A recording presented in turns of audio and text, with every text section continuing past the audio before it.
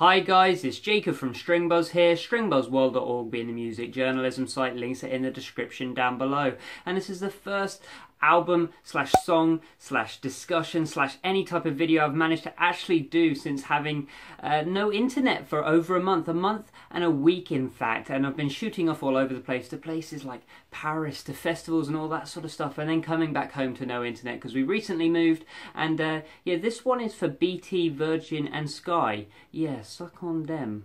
Before we actually dive into the song review, I just want to talk about what's really happening at the moment, because this will be the first video a lot of people will see back up on the channel.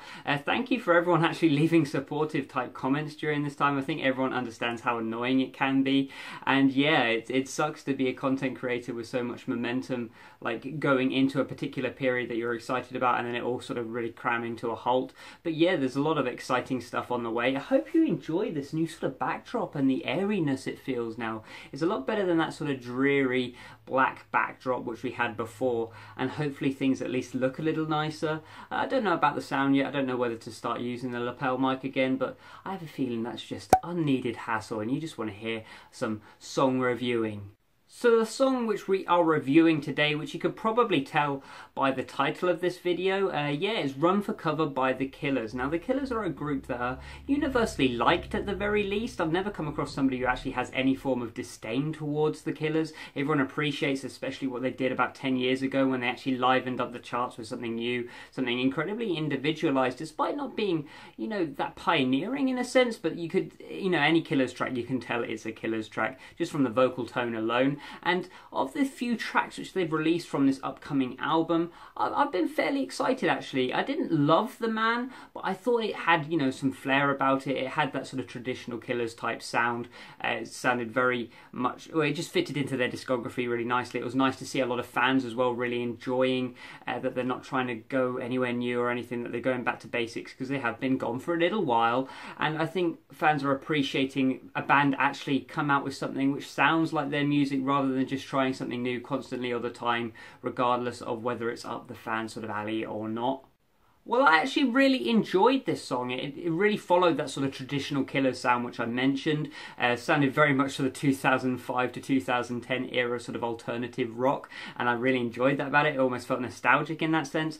I really enjoyed the bass line in particular, especially when it drove during that first verse. The progression isn't particularly, you know, awe-inspiring, as I've mentioned about their music in the past, but it is catchy, and that's what's important. The progressions are catchy here. The guitar cuts in every now and then with these sort of static sort of hits and clangs, and it sounds really nice, as well as just like a harmonic layer over the top instead of actually just continuing on the progression, because that's already been laid out by the bass, so you don't need that.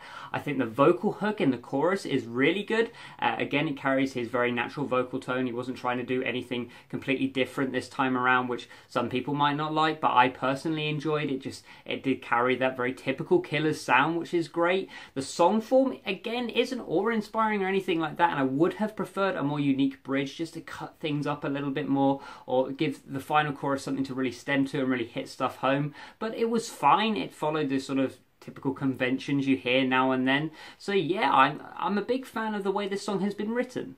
Just the same when it comes to the production as well, really. I know this track seems very simple on the outset, but it's simple in a good way. It's simple as in not just functional or anything like that, but catchy and memorable in that sense. And when it comes to the production, the bass had a really nice tone. It wasn't too weighted on that low ground. The high ground was obviously adequately filled with these choppy guitars, which sounded really nice, with the clean tones, which were a little bit sort of a tiny bit overdriven in a classical sort of sense, but I really enjoyed that aspect of things. The percussion sounded really nice, with the kick drum really adding to that low ground in a pulsating sort of manner, and the hi-hats obviously glistened in the high ground, with the snare really cutting through as you'd really want it to. The vocals never sounded overproduced or anything like that, but instead sounded raw, really natural, like a live performance really. And actually, if you've listened to I think it was a performance on the Jimmy Kimmel show, it sounds a lot like that. It just sounds like a live recording which has been mic'd up really well and just put straight through into your headphones. So I really enjoyed that aspect of things as well.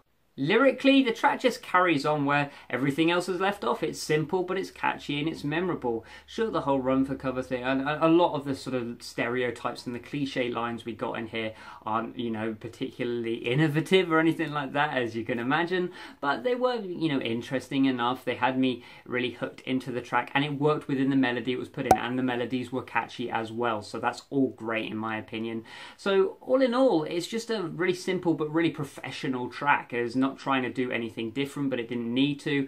And as a single, which I think it is, you know, one of the best singles from this upcoming album, it's definitely done its job to really pull in any fans that were a bit iffy on the Man and other tracks which they've released alongside this. So I'm going to give this one a 7 out of 10, which is well above average. So if you like this video, then please leave a like, subscribe to see more, and I'll see you around next time. And gosh, it feels good to be back and say that. Bye-bye.